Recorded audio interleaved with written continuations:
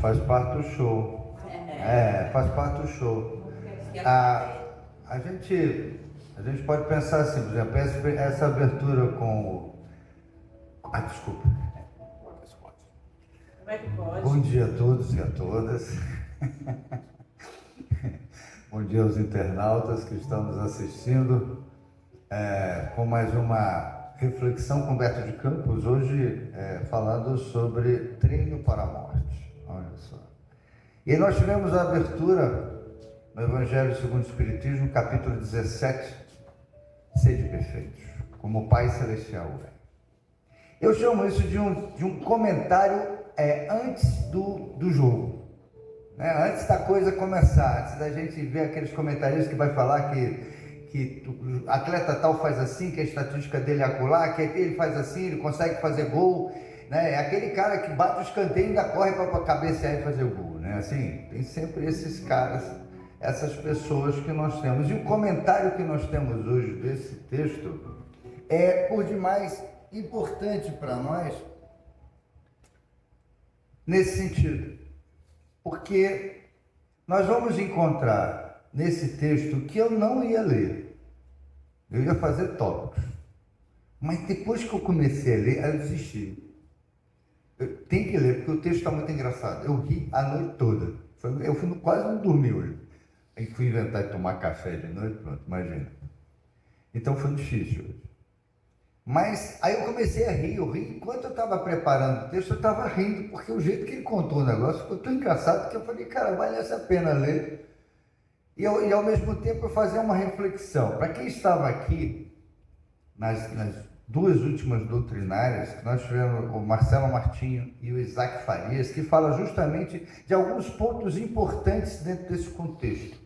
Ou seja, a força do pensamento e também a ideia de pós-morte, que é a comemoração de morte, que foi ontem aqui, dentro do que nós temos em comemoração desse mês de abril, que é o Livro dos Espíritos, né? Que vai ser agora, dia 30, nós vamos ter lá na Câmara dos Vereadores, nós vamos ter um ato, que é o Dia do Livro dos Espíritos aqui em Feira de Santana. Então, se nós temos isso, dentro desse contexto, o que nós queremos realmente para nós? O que eu posso tirar da dor um ensino? A gente não pensa assim. A gente pensa em vitimização. A gente se coloca na vítima. E a gente não é vítima. Nós não somos vítimas. Nós já fomos algozes. Entendeu? Nós já fizemos mal a muita gente. E é claro, evidentemente, que tem aquela turminha que não perdoa e que não abre o coração para essa história. E nós vamos ver isso dentro desse texto sensacional, que eu tirei o óculos, mas eu vou colocar dentro, senão eu não consigo ler. Está muito distante aqui. E assim, é importante essa colocação para nós. Nós que somos trabalhadores espíritas, não pense que, e o texto fala sobre isso, que a gente está salvo. Nós não estamos. Né? Como foi dito, tem lá no Evangelho, nem todo aquele que diz Senhor, Senhor, entrará no reino dos céus. Mas aqui tem um treino. Tem um treino para a gente poder chegar um pouquinho melhor do que a gente chegou agora. Então nós vamos treinar. Humberto de Campos, ele vem com um texto treinando a gente. E ele começa assim: preocupado com a sobrevivência do além-túmulo, você pergunta, espantado, como deveria ser levantado a efeito do treinamento um homem para as surpresas da morte? A indagação é curiosa e realmente dá no que pensar. E ontem a gente viu isso com Isaac Farias, quando ele começou a falar sobre a ideia do pós-morte, ou seja, as comemorações mortuárias que nós homens fazemos. E a grande pergunta que foi usado também na caravana baiana da fraternidade, agora em 2024. Eu pergunto a cada um, não precisa responder. E a você também, internauta, pense nisso.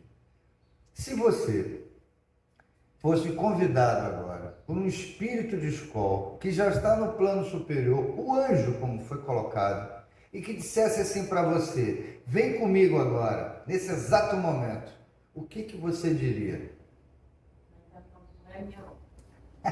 Entende o que eu quero falar? Por mais que quiséssemos estar pronto, a gente não está. E a gente precisa pensar nisso. Não estou dizendo isso porque sou santinho, não, tenho problemas para burro, entendeu? Muito. Mas eu tenho que aprender com a doutrina. Eu tenho que aprender com os ensinos que já nos foram passados. E se a gente não aprender com a doutrina, o que nós estamos fazendo aqui? Vamos voltar para casa e nos enterrar e pedir a todo mundo que faça oração para a gente poder melhorar. Melhorar. Entendeu? Porque o que a gente vamos nos enterrar. E não vamos melhorar. E é isso que ele mostra nesse texto. Aí ele continua: creia, contudo, que por enquanto não é muito fácil preparar tecnicamente companheiro à frente da peregrinação infalível. Veja que até para nós prepararmos um time para poder enfrentar outro time, demanda muito tempo e demanda o quê? Muitas cabeças. E a gente nunca está sozinho. A gente tem sempre que pensar: posso buscar ajuda? Posso. Por que não? Faz parte do show. Para isso nós temos aqui na casa o atendimento fraterno, para poder atender essas pessoas e se disponibilizar para isso. Não há tempo. Não, eu vou me disponibilizar para isso porque é isso que nós temos que fazer. Assim, vamos lá. E Humberto continua: os turistas que precedem da Ásia ou da Europa habilitam futuros viajantes com eficiência, por eles não faltarem os termos analógicos necessários, mas nós, os desencarnados, esbarramos com obstáculos quase intransponíveis, que é a memória. Veja que para um cara vir para cá, ele aprende pelo menos um pouco da língua ou anda com um tradutor na mão. Hoje é tradutor, antigamente era um livrinho. Eu abria para ver qual era a frase que tinha que dizer. Mas hoje não, você põe o tradutor e pronto, você consegue conversar sem fazer muita história. A rigor, ele continua, Humberto, a religião deve orientar as realizações dos espíritos, assim como a ciência dirige todos os assuntos pertinentes à vida material. Entretanto, a religião, até certo ponto, permanece jungida ao superficialismo do sacerdócio, sem tocar a profundez da alma. Nós ficamos aonde? E não estou dizendo, aqui está falando de religião, mas nós também somos. Quando a gente fica na superficialidade do materialismo e não nos aprofundamos nos nossos problemas. A gente fica ali, ó. Eu vou ficar aqui. Agora, muitas vezes as pessoas têm medo da morte porque se lembra de coisas passadas e até do próprio umbral. Eu falei, eu não quero voltar para o umbral. Aí não é nem medo da morte em si, mas é porque se voltar para o umbral e não corrigir o que tinha que ser feito, vai ter penalidade. E aí eu quero voltar? Não. Como eu sempre digo, já plasmei o meu banquinho. Tá lá, prontinho. Vou ficar zanzando, vou ficar sentado bonitinho. Aí ele continua, Humberto. Importa considerar também que a sua consulta, ao invés de ser encaminhado para grandes teólogos da Terra, hoje domiciliados na espiritualidade, foi endereçada justamente a mim, pobre noticiarista sem méritos para tratar de semelhante inquisição. Veja, a pergunta foi para ele. Qual o treino? A pergunta foi para Humberto de Campos, para ele responder. E ele se preparou, só, vou treinar você, topa? De repente o cara não tem habilidade nenhuma e você tem que treinar o cara para ele poder chegar a fazer um gol, a saber se trabalhar em equipe, a saber participar de um conclave de equipe para poder discutir as ideias, trocar as ideias e, de repente, a equipe crescer. Não agir sozinho, mas agir em equipe. E a nossa equipe não é só a equipe física, é a equipe do seu mentor espiritual, é a equipe dos seus ancestrais, é a equipe de todas as pessoas que estão à sua volta, seus vizinhos, até, não querendo dizer menor, o seu inimigo, que é o que o Evangelho de hoje nos falou, até seu inimigo, porque ele lhe mostra as suas imperfeições. Esse é o que é o cara. Ele mostra a sua imperfeição, ele diz para você quem você é na realidade, ele não passa a mão na cabeça, ele não vem com uma mensagem para que você possa pensar, não, ele aponta o dedo e manda o dedo na ferida, e você sente a dor, e você não percebe isso e quer, vai lá nas benzedeiras, tira o encosto, não é, de repente é você, que não consegue perceber essa história. Mas Humberto, nessa sua crônica, ele diz assim: pode acreditar, não obstante achar-me aqui de novo, né, na espiritualidade, há quase 20 anos de contato, sinto-me ainda no assombro de um chavante, repentinamente trazido à selva mato-grossense para alguma de nossa universidade, com a obrigação de filiar-se inopino aos mais elevados estudos e às mais complicadas disciplinas. É aquilo que a gente viu. O espírito de escola aparece aqui agora e quer convidar você para ocupar essa universidade. Mas nós somos selvagens ainda. Nós somos infantis. Ninguém começa aprendendo o teorema de Pitágoras se não souber somar 2 mais 2, ou 1 mais 1. Ninguém consegue falar se não começar a balbuciar as palavras. E aí a gente começa a entender. Ninguém começa a andar se não tiver os primeiros tropeços. Se não tiver o papai e a mamãe segurando a mãozinha para poder continuar andando. Mas depois, seja lá o que Deus quiser. Olha nós aqui. Não é mesmo? A gente tem que pensar, é um jogo muito interessante de pensar. Por isso que eu comecei a viajar nesse texto, porque foi muito engraçado. Principalmente do detalhe das selvas mato-grossenses. Olha, ele foi buscar o Caio Silvícola lá no Mato Grosso e trouxe para cá, para a Universidade de São Paulo. Pensa. Em razão disso, continua Humberto, não posso reportar-me senão ao meu próprio ponto de vista, com as deficiências do selvagem, surpreendido junto à coroa de civilização. Preliminarmente, admito, devo referir-me aos nossos antigos mau hábitos, a cristalização deles. Aqui é uma praga tiranizante. É muito engraçado se a gente colocar isso dentro de uma visão um pouquinho, depois do conhecimento que a gente tem, que é como a gente, cada um tem sua especificidade. Cada um faz aquilo que pode fazer. Cada um cresce de acordo com o que tem. Né? Não com o acordo de todo mundo, mas por isso que há várias leis, várias histórias. É como a espiritualidade falou, que quando Kardec perguntou se haveria um dia de estar todo mundo falando a mesma língua, morando no mesmo espaço e convivendo uns com os outros. E a espiritualidade diz para ele, olha, vai não. Primeiro porque em cada canto tem um espaço, cada canto tem o seu problema, tempo, temperatura, roupa. Então, cada espaço teria dificuldades e teria mudanças. Assim é nos mundos superiores. Como Jesus falou, há várias moradas na casa do Pai. E se a gente pensar, a gente não vai para Marte agora. Por que Marte dá para a gente viver? Não. Mas querem colocar alguém lá.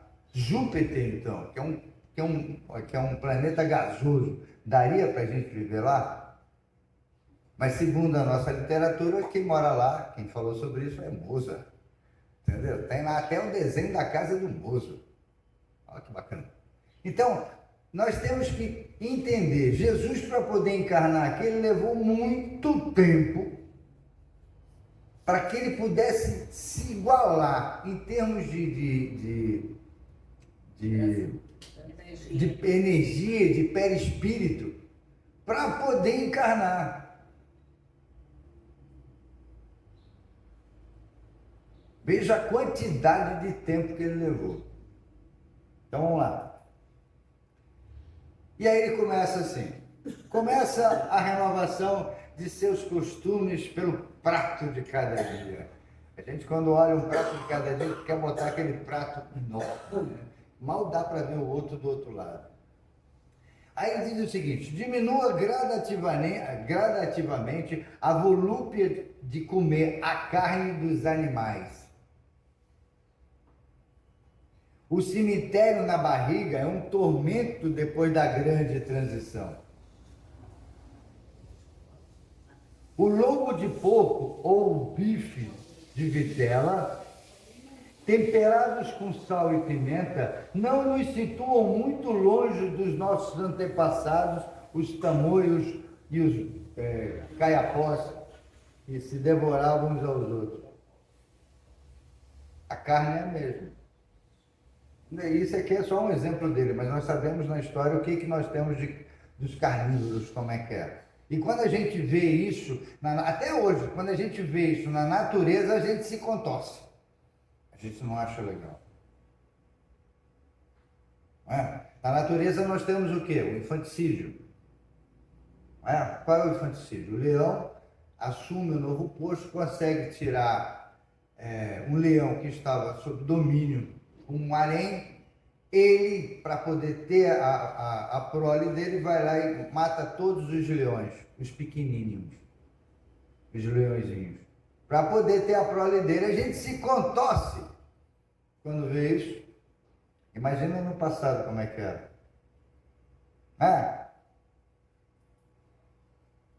Eu vi antes.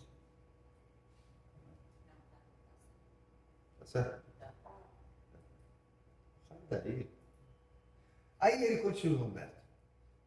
Os excitantes largamente ingeridos constituem outra perigosa obsessão. Tenho visto muitas almas de origem aparentemente primorosas dispostas a trocar o próprio céu pelo uísque aristocrático ou pela cachaça brasileira. A gente está lá do outro lado e quer um uísque porque eu estava numa posição, mas aquela cachaçinha aqui funciona. E é justamente isso, tirar isso da jogada. Tá certo? Tem que ser feito. Por isso que eu falei que esse texto é engraçado. Ele tem uns toques assim muito interessantes. E aí, tanto quanto lhe seja possível, evite os abusos do fumo. Infunde pena à angústia dos desencarnados amantes da nicotina. Não se renda à tentação dos narcóticos, por mais aflitivas que lhes pareçam as crises do estágio do corpo, aguente firme os golpes da luta. As vítimas da cocaína, da morfina e dos barbitúricos demoram-se longo tempo na cela escura da sede e da inércia. Aí, se a gente pensar também, nós temos o quê? O orgulho, a vaidade. Um time de futebol que tem problemas, e eu vou contar uma história para vocês muito interessante. Alguns aqui talvez se lembrem dele, outros talvez não, mas eu vou lembrar. Eu participei de um projeto em Brasília e que tinha como padrinho da equipe de futebol Roberto Dinamite. Quem se lembra de Roberto Dinamite? E numa entrevista que nós fizemos com ele, todos os coordenadores, eu também era um dos coordenadores e também professor, ele fez a seguinte declaração: eu nunca fui chamado para a seleção. Aí todo mundo Pastor, mas por quê? Porque eu sou banheirista. Eu só sei jogar dentro da área. A bola tem que parar em mim. Eu consigo finalizar, mas a bola tem que parar em mim. Por isso ele nunca foi chamado para a seleção, e apesar de fazer muitos gols. Mas era por causa disso. E ele era consciente disso. A gente também tem que ser consciente das coisas que a gente tem. Como trabalhar essa consciência? Pelo autoconhecimento. O evangelho no lar, participar das atividades da casa espírita e liberar o pensamento. Isso é o treino, entendeu? O treino são os treinos. E o sexo? Olhe, pense. Guarde muito cuidado na preservação do seu equilíbrio emotivo. Temos aqui muita gente boa carregando consigo o inferno rotulado de amor. O apego, o desespero de ter perdido, de não aceitar. Sexo em si já é um pouquinho complicado, mas não é nem o sexo em si, é a sexualidade, porque sexo é homem e mulher, né? É gênero. Mas o que nós temos é a sexualidade, é esse trabalho da sexualidade que você tem dentro de você, que é inerente do ser humano, faz parte da história. A gente quer reproduzir, a gente quer crescer, a gente quer produzir, a gente quer fazer um montão de coisas. E é claro, evidentemente, que isso acontece quando você tem um relacionamento, mesmo que às vezes platônico, de vez em quando. Mas assim, é importante dentro desse sentido, para que a gente possa viver um pouco melhor.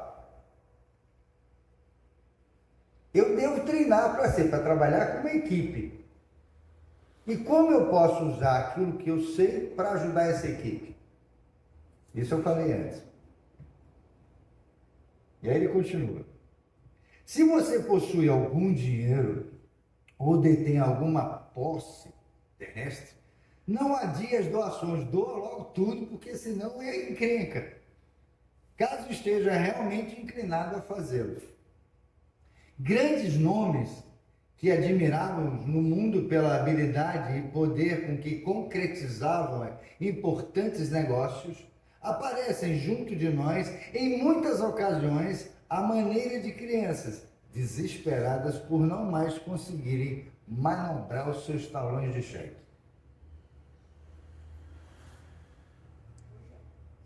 E a gente começa a entender esse movimento quando a gente vê o que eu vou. Eu não vou levar uma casa, eu não vou levar um carro, eu não vou nem meus filhos eu vou levar. Só o que eu fiz, pratiquei. E é como eu comentei e comento, o pior juiz somos nós. Não é Deus que julga. Deus nos deu a consciência das leis morais para que nós pudéssemos, nós mesmos, nos autoavaliarmos e entender isso aí.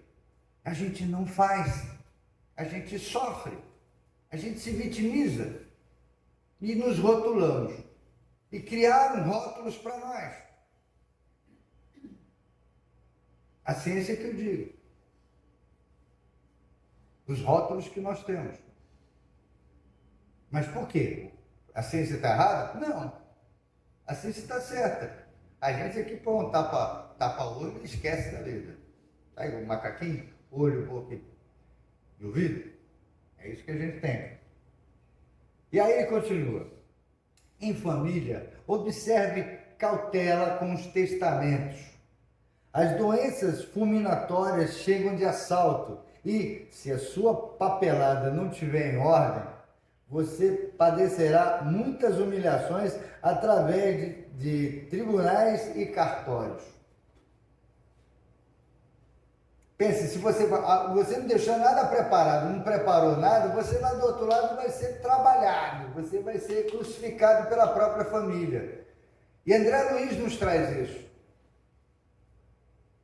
Em um dos seus livros, acho que foi a Libertação, se a gente fala a memória. Ah, não, foi na Nosso Lar, capítulo Eutanásia. Pode olhar lá, da eutanásia.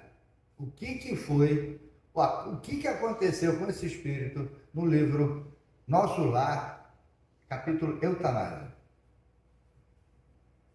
Para vocês verem o que acontece com essa história quando não deixa as coisas preparadas. E quando prepara, traz problema. E a gente vai deixar um bocado de palavrão, um bocado de gente falando mal de você. Justamente porque você deu mais a um do que a outro. E nós tivemos isso também no filho pródigo. A parábola do filho pródigo. Nós também tivemos essa passagem quando o outro que ficou, mas por que você vai dar uma festa para o seu filho, para ele, que eu fiquei o tempo todo ao seu lado? Isso é ser humano. E aí vai, sobretudo, não se apegue demasiado aos laços consanguíneos. Ame sua esposa, seus filhos, seus parentes com moderação, na certeza de que um dia você estará ausente deles e que, por isso mesmo, agirão quase sempre em desacordo com a sua vontade, embora respeitem a sua memória. Ou seja, vai lá no dia 2 de novembro fazer todas as referências para você. Senta, vai lá, faz o... E nas questões do Livro dos Espíritos, 320 até 300 e lá vai. 322. Isso, obrigado, Agnil.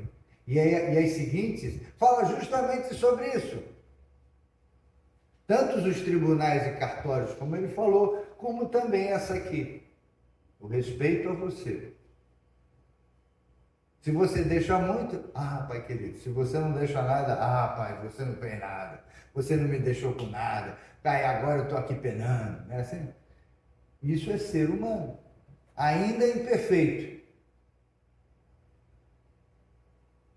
Aí ele fala, não se esqueça de que no estado presente da educação terrestre, expiações e provas, né? Se alguns afeiçoados lhe registrarem a presença extraterrena depois dos funerais, na certa, intimá-lo-ão a descer aos infernos, ressecando-lhe a volta importuna. Se você possui o tesouro de uma fé religiosa, viva de acordo com os preceitos que abraça. Sem fanatismo, é claro, né? É horrível a responsabilidade moral de quem já conhece o caminho sem equilibrar-se dentro dele. Como nós pensamos de ser carregado, a preocupação que a espiritualidade tem de poder, na hora do desencarne, ter alguém na nossa presença para que a gente não seja levado pelos espíritos que não querem que isso aconteça. Jacó, quando desencarnou, quem levou ele foi Bezerra de Menezes. E quem quiser constatar isso, está no livro Voltei. Jacó e o espírito Andrade, que era o mentor dele. Foram os dois que vieram resgatar o Jacó no momento que ele desencarnou. Aí você pensa, Bezerra? Pois é, foi. E mesmo assim, ele passou perrengue lá em cima. Mesmo assim. Então ele diz assim, faça o bem que puder, sem a preocupação de satisfazer a todos. Convença-se de que, se você não experimenta simpatia por determinadas criaturas, há muita gente que suporta você sem esforço. Muitas. Muito. Eu te digo.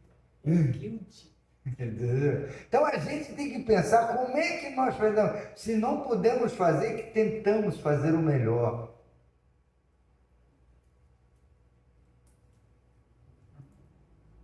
E aí ele continua, vamos lá. Por essa razão, em qualquer circunstância, conserve o nobre sorriso.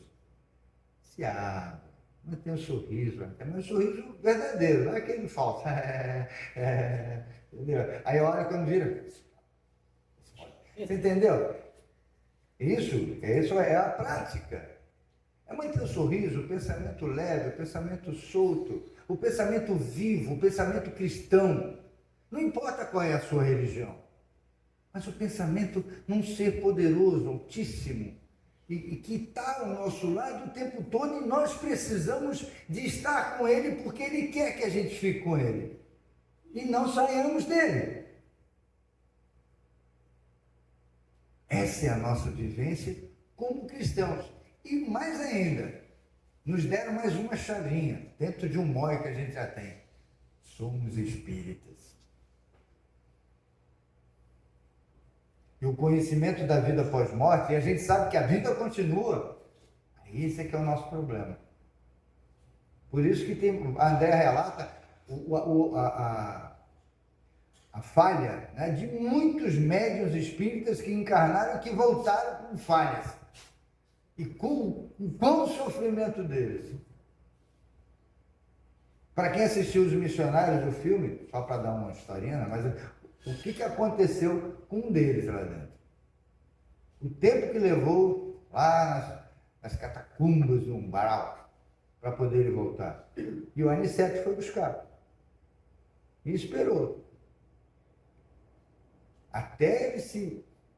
A mesma coisa com o André. Se ele não fizesse aquela oração sentida depois de 8 anos, ele ainda estaria no umbral. A mesma coisa são os suicidas, que Nossa Senhora vai buscar.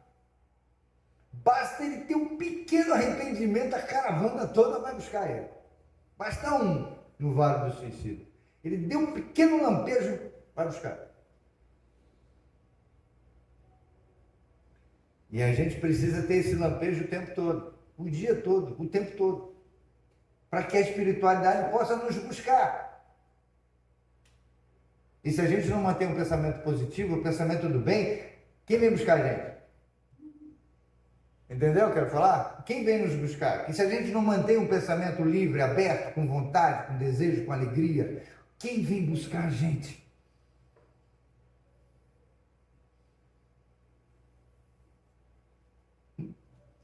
Quem vem te buscar?